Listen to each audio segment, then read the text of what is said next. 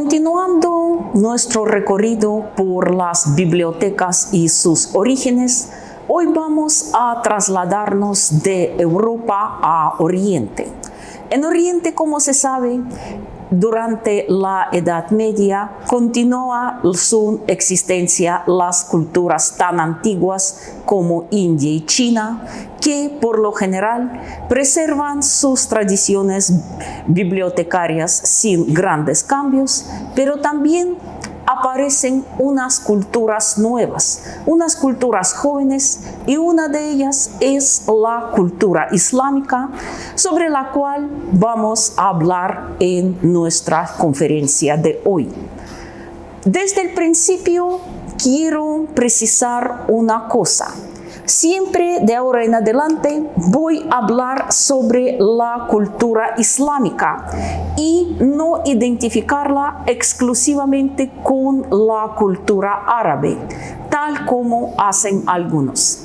Ante todo, aunque realmente Mahoma, el padre del Islam, el fundador de aquella nueva religión, era un árabe procedente de la ciudad de La Meca en la península arábica, y como se sabe, los árabes, todas estas tribus de la península arábica, fueron los primeros en asumir sus enseñanzas. Pero posteriormente el Islam, con su espíritu expansionista, dinámico, conquistador, se apoderó de tantos territorios que muy pronto dejó de ser la religión nacional de los árabes.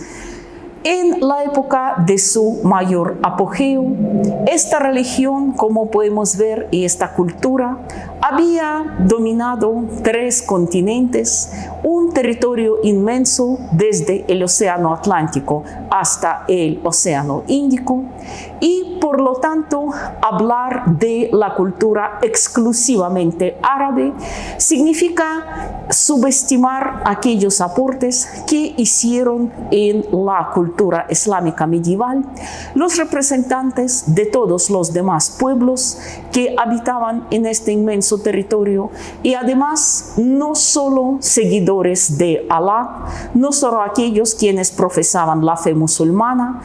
Esto también lo veremos más tarde. Ha sido una cultura muy multifacética y también había dado al mundo unas grandes bibliotecas, de las cuales hablaremos ahora. ¿Por qué las bibliotecas eran tan importantes en el Islam? Aunque los musulmanes, como podemos ver, siempre valoraban el valor de un guerrero, al principio expandieron su religión más que todo a punta de sus espadas, pero tras aquella vanguardia de guerreros beduinos, quienes eran la fuerza principal del ejército islámico, luego venían los colonos árabes procedentes de Arabia Félix, portadores de unas antiguas tradiciones de vida urbana, y también se hace evidente que conquistar un territorio es poco. Hay que saber convencer a los nuevos súbditos que abracen la nueva religión, y para eso era sin duda alguna muy importante expandir no solo las ideas recopiladas de Mahoma, sino también otros textos religiosos que aparecen, recopilarlos y preservarlos de una forma adecuada. Así como podemos ver, surgen las primeras bibliotecas en el territorio del nuevo imperio islámico. Cabe señalar que si comenzamos a hablar desde las primeras y las más importantes bibliotecas en el mundo del Islam, abarcarlos todos sería imposible. Por lo tanto, vamos a mencionar solo las más importantes. Sin duda alguna, debemos comenzar nuestra historia en Bagdad. Sí, aquella legendaria Bagdad, que para muchos de nosotros es ante todo la ciudad de las 1001 noches, una ciudad maravilla, pero también cabe mencionar que en el siglo VIII, más exactamente en el año 750, Bagdad se convierte en la capital del califato abasí. Aunque, como nos hemos dado cuenta, las conquistas árabes fueron muy rápidos, muy dinámicos, pero no se pudo preservar la idea de un califato único y muy pronto este gran imperio se dividió en todo un conglomerado de estados grandes y pequeños. Y el califato abasí en el territorio de actual Irak, con la capital en Bagdad, era en el siglo VIII el más poderoso de todos. Ahí precisamente gobernó el famoso Harún al-Rashid, otro personaje cuyo nombre de una vez hace recordar las leyendas de Las Mil y una Noche, el ingenioso califa, que es uno de los personajes centrales de este libro. Pero, como se sabe, Harún al-Rashid no es un personaje legendario, sino histórico. Era el quinto y el más célebre califa de la dinastía abasí, y precisamente a él se le atribuye la idea de la fundación en su capital, en Bagdad, de así llamada Bait al-Hikmah, literalmente la casa de la sabiduría o la casa de los conocimientos. Bait al-Hikmah, fundada por Harún al-Rashid, se convierte en el núcleo de la futura biblioteca califal de Bagdad. Sí, realmente la biblioteca de Bagdad era una de las maravillas del mundo de la época. Hombre sabio, sumamente instruido y también tolerante, Harún al-Rashid invita a su corte a los intelectuales de todo el mundo islámico, incluso a aquellos que se negaron al convertirse al Islam, sino preservaron sus creencias ancestrales, tales como el judaísmo, el cristianismo, el zoroastrismo. En la biblioteca de Bagdad había lugar para todos, porque ahí se necesitaban especialistas no solo para recopilar el Corán y otros textos sagrados en árabe, sino también para traducirlos al persa, a los idiomas de otros pueblos conquistados, para poder convertirlos con mayor facilidad. Y por otro lado, también se necesitaban traductores del griego, del latín, de otros idiomas, para los autores clásicos. Cabe señalar que, a diferencia, por ejemplo, de las bibliotecas medievales cristianas, donde existía cierta jerarquía de libros, la que hemos mencionado en una de nuestras conferencias anteriores, no hay testimonios de que en las bibliotecas islámicas, incluida la de Bagdad, existiera algo parecido. No, ahí, al parecer, en la importancia no se hacían distinciones entre autores árabes y no árabes, musulmanes y no musulmanes, y las obras de Ptolomeo, Aristóteles y otros autores clásicos ocupaban ahí un lugar muy importante.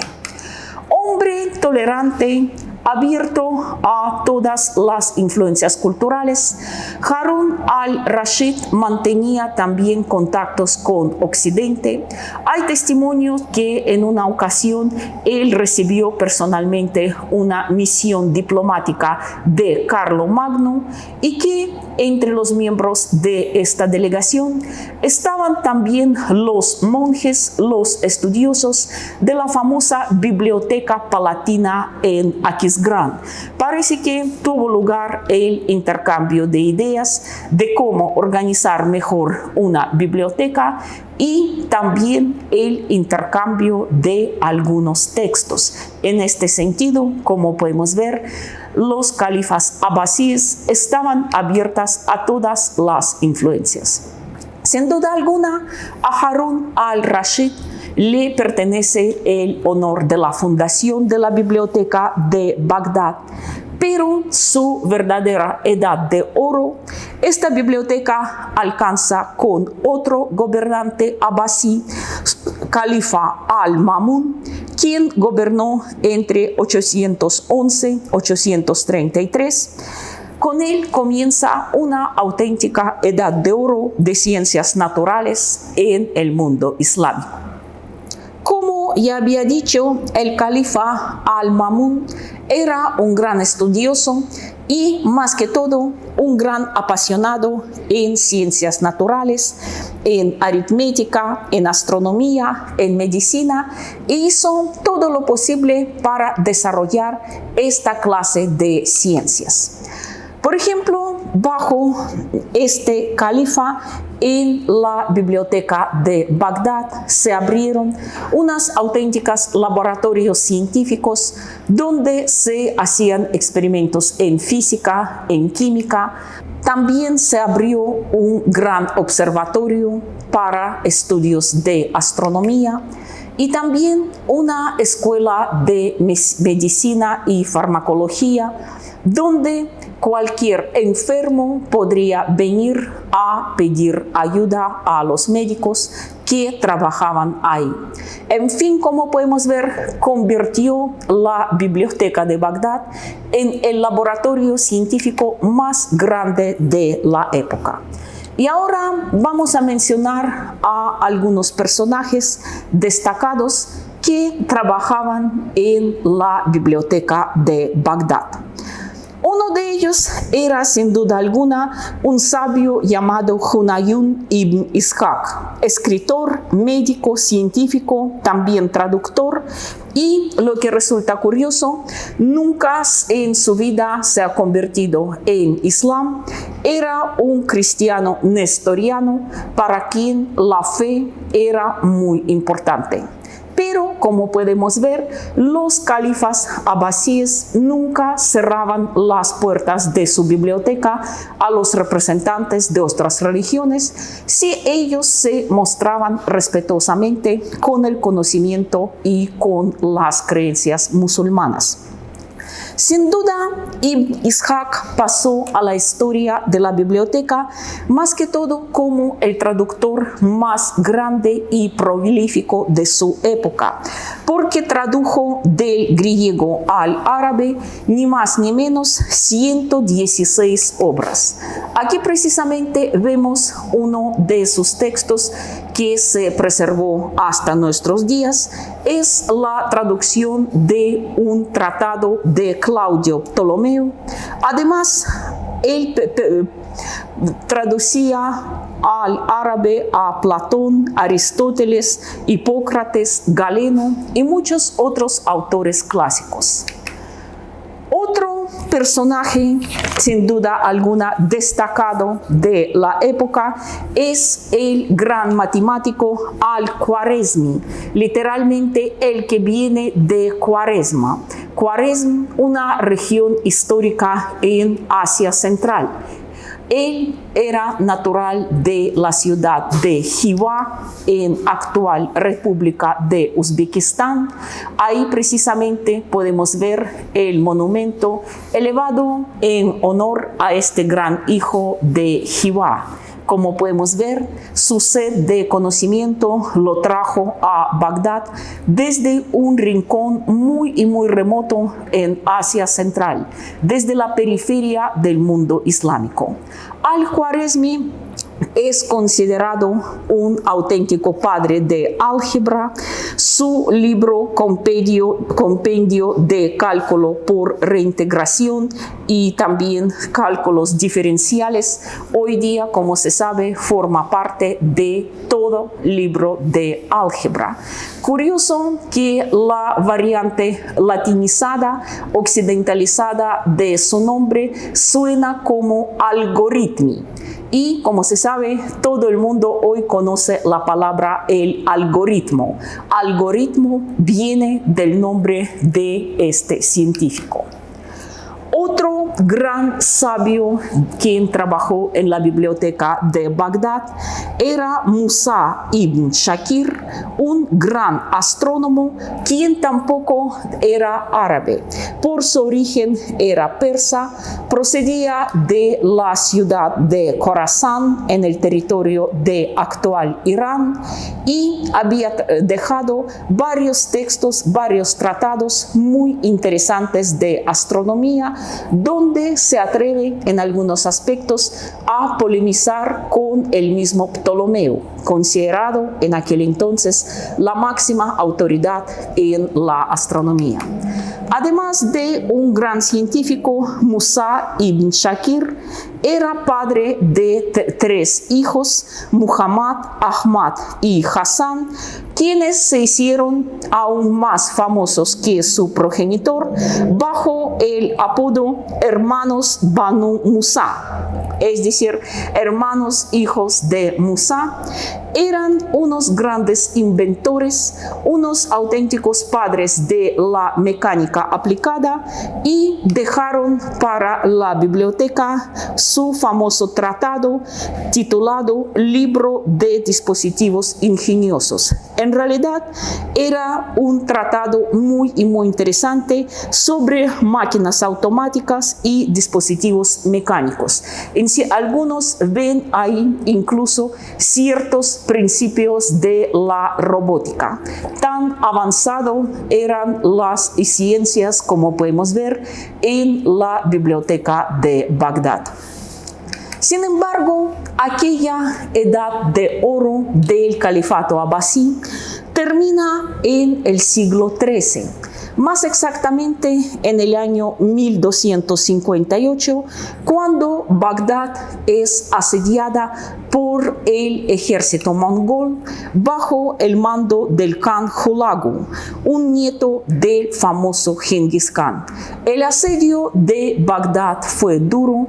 Los defensores de la capital abasí lucharon heroicamente, pero finalmente sucumbieron ante la fuerza salvaje de los mongoles y el destino de la biblioteca de Bagdad fue más bien triste.